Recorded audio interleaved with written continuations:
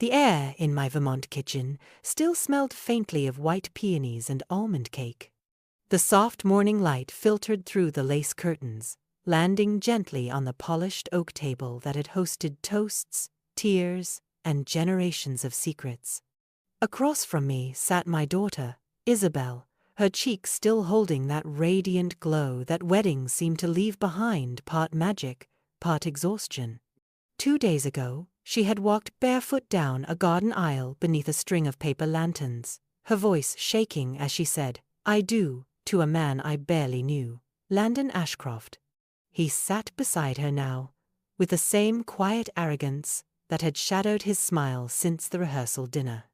Dressed in a linen blazer, one arm lazily draped behind her chair, he looked perfectly at home, as though he'd always belonged in this house.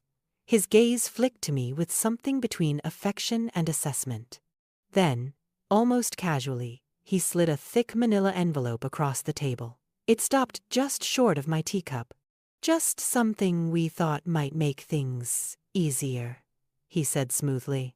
"You know, alignment, future planning." He said it like he was doing me a favor. Isabel smiled at me, eager to please, like she always had been. "It's just a formality, Mom. Landon's brilliant with finances. We're setting up a family trust for when we have kids. You understand, right?" Her voice was light, full of hope and intention, but my heart dipped in my chest like a stone in still water. I hadn't even looked inside, but I already knew what lived in that envelope. It had weight both in paper and purpose, typed in an efficient cold serif font on the front. Fiona Lawson. My full legal name. No, Mom, no warmth. Landon stood and reached for Isabel's hand. "We're flying to Corsica in the morning," he said with a grin. "But this'll just save time later." I nodded, expressionless. I didn't open the envelope. Not yet. I waited until I heard their car disappear down the gravel drive lined with sugar maples and watched the dust settle into silence. Then I picked it up. My hands trembled not with fear, but with the kind of fury that comes when you realize someone thinks you're easy prey. A woman alone. A woman aging. A woman they assume has no claws. But I did. And they were sharp.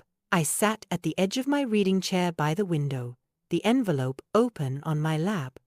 The legalese sprawled across the pages like a spider's web, each clause calculated, each signature line a noose. It wasn't a suggestion. It was a blueprint.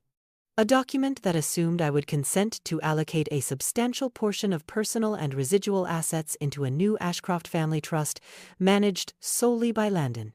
No mention of me, no co-signing, no rights.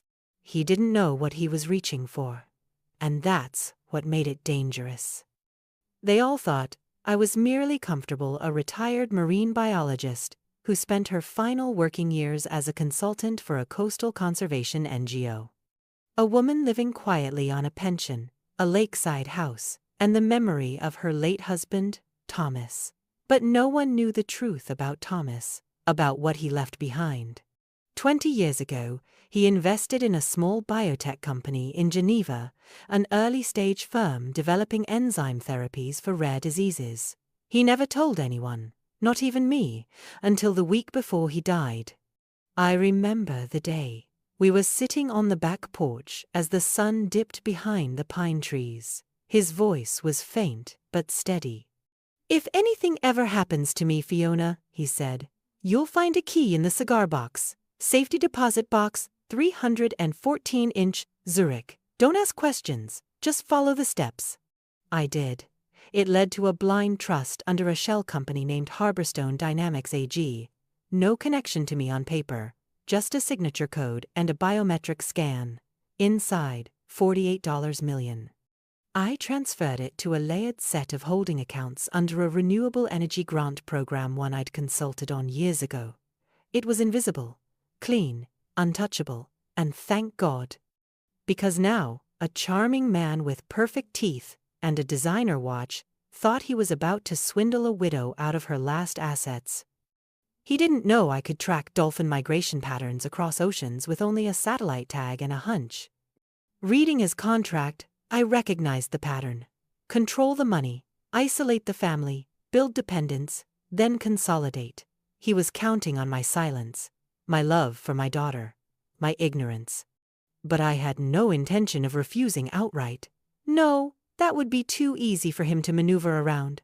I was going to lay a trap so gentle, so believable, that he'd walk into it smiling. The bait? A fabricated financial disclosure. A believable but unimpressive snapshot of my estate. I'd let him taste the scent of money just enough to make him greedy, not cautious. And when he reached for it, I'd be ready. The next morning, just as the lake mist began to lift and the sunlight hit the porch steps, I heard a sharp knock at the front door. Not a polite knock. A lawyer's knock. I opened it to find a man in a slate-gray suit holding a leather briefcase and an envelope nearly identical to the one Landon had left. His posture was crisp, his smile weaponized. "Good morning," he said, stepping forward without waiting for an invitation. "Mrs. Lawson? I'm Cole Weaver, legal representative for Mr. and Mrs. Landon Ashcroft. I'm here regarding an urgent financial matter." I didn't move. "My daughter's name is Isabel Lawson," I replied evenly. "She kept her name." He hesitated just a moment, just long enough. "Of course," he recovered. "My apologies. May I come in?" Everything in me wanted to slam the door, but I didn't. I stepped aside and let the snake into my home, because I needed to understand the scope of their plan. He made himself comfortable at the dining room table, setting his briefcase directly on the surface where I'd once helped Isabel with science projects and birthday candles. "This document," he said, sliding it toward me, "is an emergency addendum to the family trust proposal. It's designed to fast-track asset structuring for both parties." I didn't touch it. He flipped to a page near the back. "Here's where it gets particularly relevant. Section 12.3 Parental Estate Disclosures and Pre-Inheritance Holdings."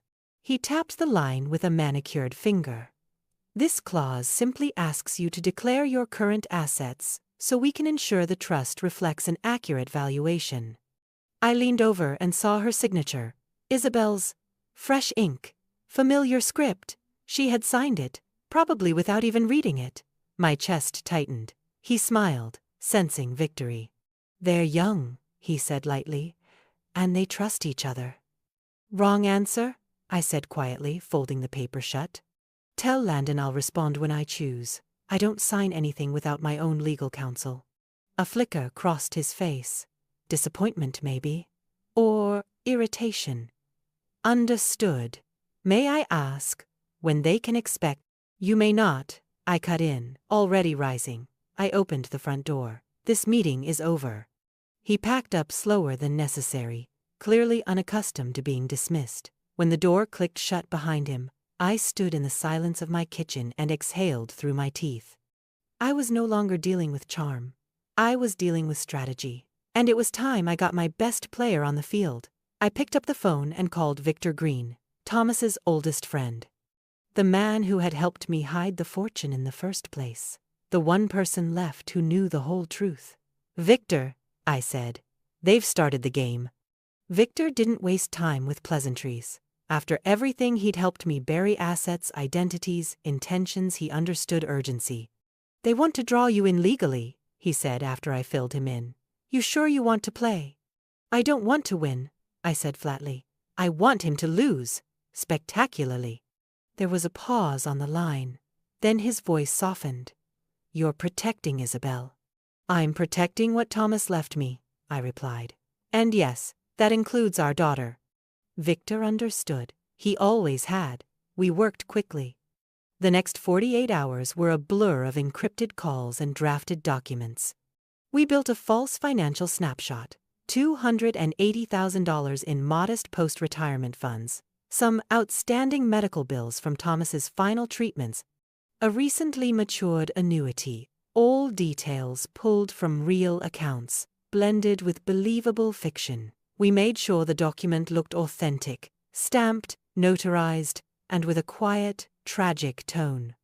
It told the story of a widow who had done her best to make ends meet, who had nothing left but her dignity and a shrinking savings account. Then came the digital breadcrumbs. Victor created a shallow banking trail with one visible account, held under my name, with access records from a decade ago. We made it just traceable enough for someone like Landon to stumble across if he thought he was clever. Once complete, I placed the file on the desk in my home office, unlocked, slanted slightly askew. Inviting. Then, I waited. 4 days passed in silence. Then, one morning, my bank called. Mrs. Lawson, the voice on the line said carefully, "We've detected suspicious activity involving a dormant grant-related account. Someone attempted access through an outdated user portal using your old credentials." My heart didn't race, it sank heavy and low. "That account has been closed for years," I said calmly. "Do you have an IP address?" "We do. It traces to a login attempt from a resort in Corsica. The credentials were entered from a device registered to someone named Isabel." I closed my eyes. He was in her tablet. He was inside her passwords, her digital life, her future, and she didn't even know it. I sat alone in the kitchen, the late sun casting long shadows across the table. One hand gripped my teacup. The other curled into a trembling fist. This wasn't just manipulation anymore. This was theft. Calculated, methodical, quiet. But he'd made one mistake. He'd underestimated the woman he thought was fading with age. The next morning, I brewed chamomile tea and dialed Isabel's number. My voice was warm, steady, almost sweet. "Hi, darling. How's Corsica?" She sounded sleepy. "Gorgeous. We just got back from the cliffs." "Why?" I let a pause settle. "Tell Landon. I've had a chance to think about the paperwork. He's right. It's best to get ahead of things. I'd like to go over everything with you over lunch. My treat." A beat of silence. Then her voice brightened. "Really? Mom, that's wonderful. I knew you'd understand." She was relieved, maybe even proud. I ended the call and stared into my tea until it went cold. The next afternoon, we met at a quiet garden cafe tucked into a side street in Montpelier. I chose it for its privacy and its white noise. The sound of wind chimes and fountains would cover any sharp words if things turned tense. They arrived together, right on time. Landon in a cream suit, Isabel in a sundress, her hair pulled back loosely like she had as a teenager. She looked nervous. He didn't. We made small talk about travel, weddings, the wine list. Isabel ordered lavender lemonade. Landon ordered a gin martini, confidence in a glass. Then, as if remembering something casual, he reached into his satchel and pulled out the same manila envelope. "I brought the paperwork just in case," he said with a disarming smile. I nodded and accepted it, then reached into my own bag and retrieved a much thinner file. "I brought something too," I said, setting it gently on the table. "It's a full disclosure of my financial situation." He blinked but recovered quickly. I slid the decoy document toward him. "It's all there, after medical costs, some property tax adjustments, and finalizing Thomas's estate. There's not much left, just around $280,000, most of it in a structured annuity." He flipped it open, scanning. His expression was unreadable, but the shift was subtle. The corner of his jaw tightened. His smile didn't quite reach his eyes anymore. Isabel leaned forward. "Wait, Mom? That's it?" I gave her a soft, apologetic smile. "Your father had more liabilities than I ever told you. I didn't want to burden you." Landon chuckled politely and stood. "Excuse me, I need the restroom." He left his drink untouched. As soon as he was gone, Isabel looked at me. "Mom, did you really threaten him?" "No, sweetheart. I simply said I wouldn't sign anything without a lawyer present. Maybe that scared him." She didn't speak. She only looked down at her lemonade, swirling the straw in slow circles. And I realized then he hadn't given up. He was just regrouping. 2 nights later, just after I'd locked the back door and turned off the porch light, my phone rang. It was my private banker. "Fiona," she said without preamble, "there's been an attempted withdrawal full amount from one of your legacy retirement accounts. The one ending in 7093. I stood frozen. "That account's inactive," I said. "Dormant. And it only ever existed to anchor the decoy file." "I know," she replied. But someone tried to move the entire balance. The request came through your old digital banking profile. My voice dropped. Do you have a device signature? Yes. An iPad Air, registered to an Isabel Lawson. IP address traces back to a resort in Corsica. It wasn't a guess anymore. It was fact. He'd gone in through her. He wasn't just playing the long game, he was using her access, her trust, her own technology against her. I stared out at the lake, black and still beneath the moonlight, my reflection swallowed by the dark. Then I picked up my phone and sent a single message. Come to the house. Alone. I made the lemon cake you love. She arrived the next afternoon, hair still damp from the drive, her eyes wary. She sat at the kitchen table like she had 1,000 times before, only now, her posture was guarded. I need to talk to you, I began gently. Last night, someone tried to drain my retirement account. What? Her voice cracked. What are you talking about? I slid a printout across the table. It was done using your tablet, from your hotel, while you were asleep. Her face drained of color. No, he wouldn't, he said. I waited. He said you were paranoid, that you were spying, that you threatened to ruin us. I reached across the table. Isabel, he found a document I wanted him to find, and he tried to take everything I let him see. Tears filled her eyes, angry and confused. You set him up? You baited him. I protected you, I said, my voice tight. I had to see what he'd do when he thought no one was looking. She stood up abruptly, grabbing her purse. This is insane! You don't trust anyone! You're trying to break us apart! No, I said softly. I'm trying to stop someone from breaking you. He loves me, she whispered, on the verge of tears. Then ask him, I replied, why he was on your tablet at 2:14 a.m., accessing financial databases under your name. She shook her head, lips trembling. I can't do this. And she was gone, just like that, leaving behind the faint smell of lemon and the echo of everything I feared. The house was silent, except for the ticking of the old brass clock in the hallway.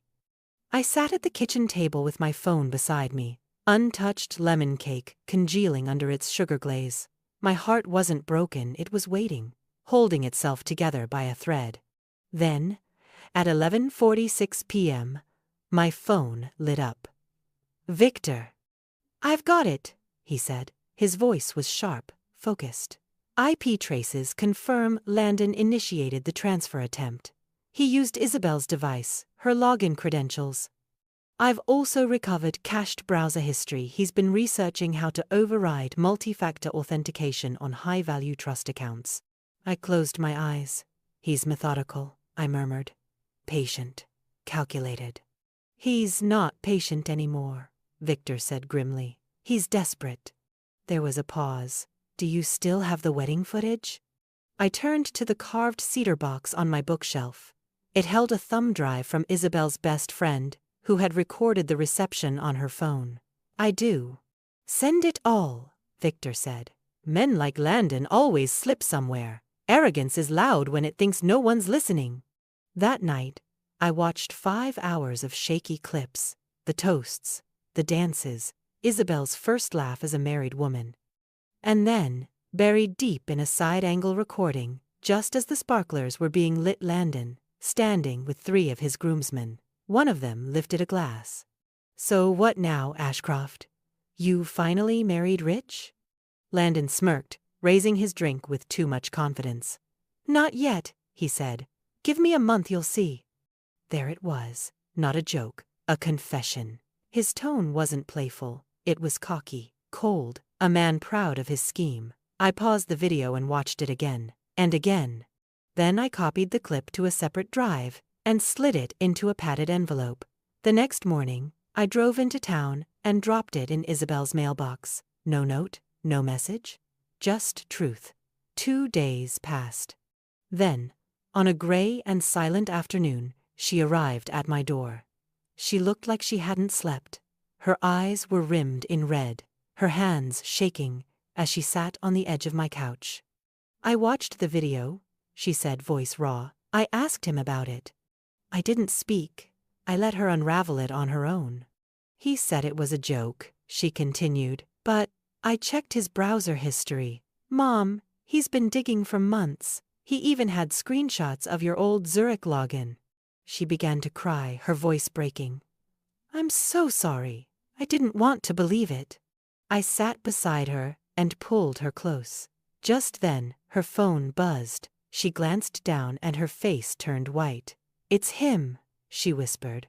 "He says he's lawyering up. He says if I try to leave, he'll sue me for fraud." I met her eyes. "Then it's time," I said, my voice like steel. "We show him who he's really dealing with." Victor had already prepared the final piece. A full digital forensic report, IP logs, session timestamps, device fingerprints, and the wedding video, the crown jewel of arrogance, preserved in grainy footage. We scheduled the meeting for a neutral law office in Burlington. I told Isabel she didn't have to come. But she shook her head with a quiet fire I hadn't seen since she was 10 years old, and stood between a stray dog and a passing truck. "I need to see his face," she said, "when he realizes I'm done."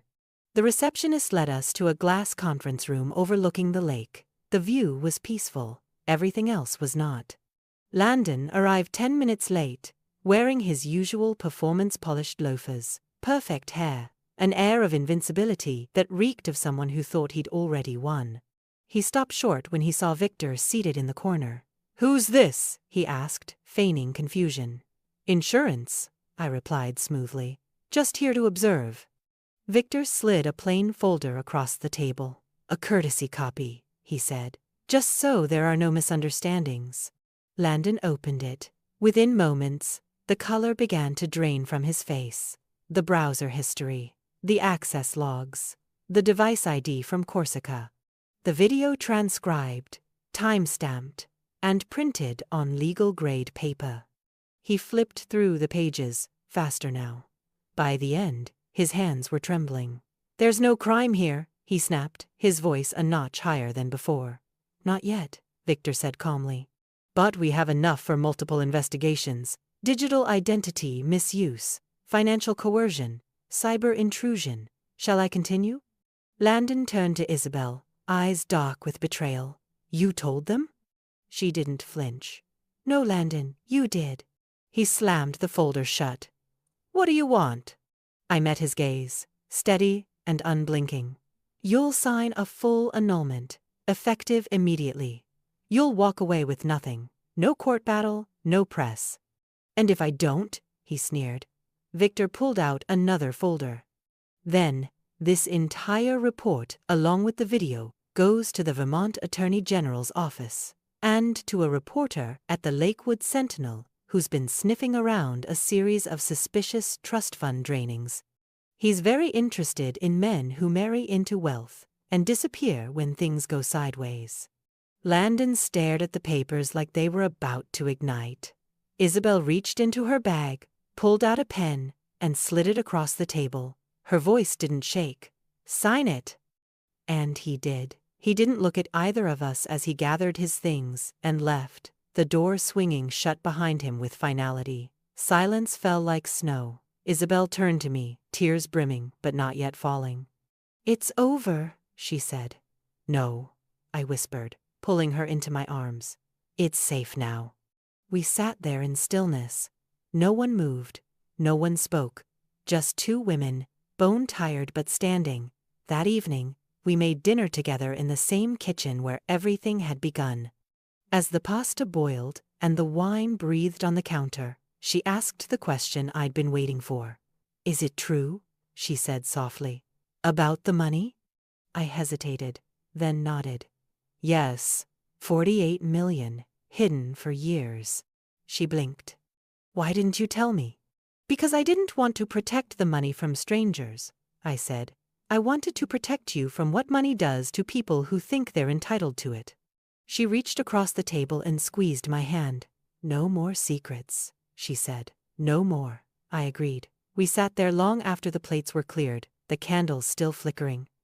And I realized then, the real inheritance Thomas had left me wasn't numbers on a ledger. It was wisdom. The wisdom to wait, the strength to act, the courage to love and protect someone long enough for them to see the truth for themselves. And that was a fortune I could finally share freely, not just with my daughter, but with the woman she was finally becoming.